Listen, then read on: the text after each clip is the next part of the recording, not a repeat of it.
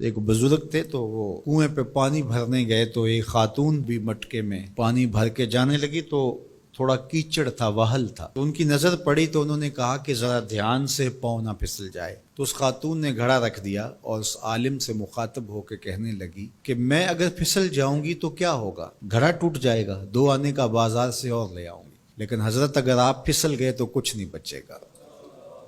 عالم کا پھسلنا، عالم کا پھسلنا، ایک جہان کا پھسلنا ہے.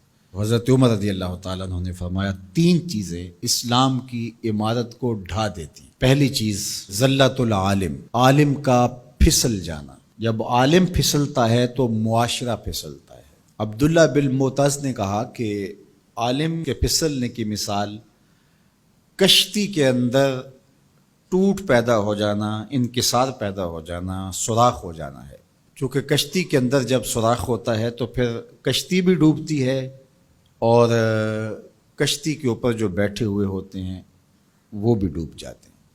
تو عالم جب خراب ہوتا ہے تو وہ خود بھی برباد ہوتا ہے اور اس کے ساتھ جڑے ہوئے سینکڑوں ہیں، ہزاروں ہیں یا لاکھوں ہیں، وہ بھی برباد ہو جاتے ہیں. دوسری چیز وجدال المنافق بالکتاب، اور منافق شخص کا کتاب اللہ کو لے کے جھگڑے شروع کر دینا.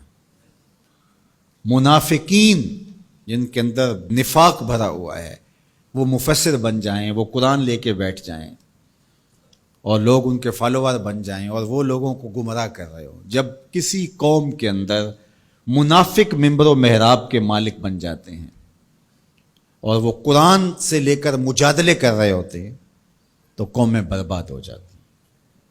اور آج آپ دیکھ لیں، آج سوشل میڈیا کے اوپر ایسے مکروہ لوگ بیٹھے ہوئے ہیں جو قوموں کے اندر بگاڑ اور تفریق کی بدکاری میں کوئی کسر نہیں چھوڑ رہے اور قومیں برباد ہو رہی ہیں.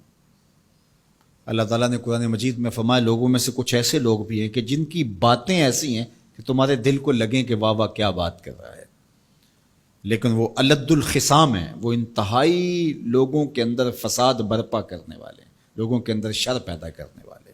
فرمایا تم ایسے لوگ دیکھو گے قرب قیامت میں کہ وہ پچھلے گزرے ہوئے لوگوں پر لعنت کریں گے. وہ کہیں گے جو دین ہمیں سمجھ آیا ہے وہی دین ہے.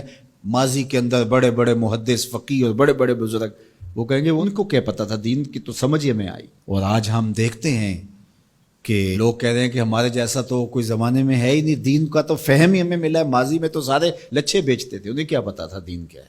اور بزرگوں کی پگڑیاں اچھالی جانے لگی. تو کہا کہ دوسری چیز جو اسلام کو گرا دے گی وہ جدال المنافق بالکتاب، منافق کے ہاتھوں میں کتابیں آ جائیں گی اور وہ کتاب اللہ کو لے کر کے قرآن پڑھ کے حدیث پڑھ کے لوگوں کو گمراہ کر رہے ہوں گے.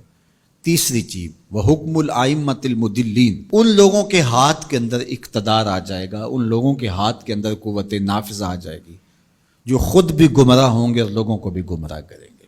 جب یہ 3 چیزیں ہو جائیں، حضرت عمر نے فرمایا تو اسلام کی عمارت ڈھا دی جائے گی. جب فتوے حکمرانوں کی مرضی کے مطابق دیے جائیں گے اور وہ اپنی خواہش کے مطابق فتوے کا معیار طے کریں گے تو پھر نتیجہ وہی ہوگا جو اس وقت پوری دنیا کے اوپر مسلمانوں کا ہو گیا. اور آج اسلام دنیا کے اوپر غریب الوطن ہے.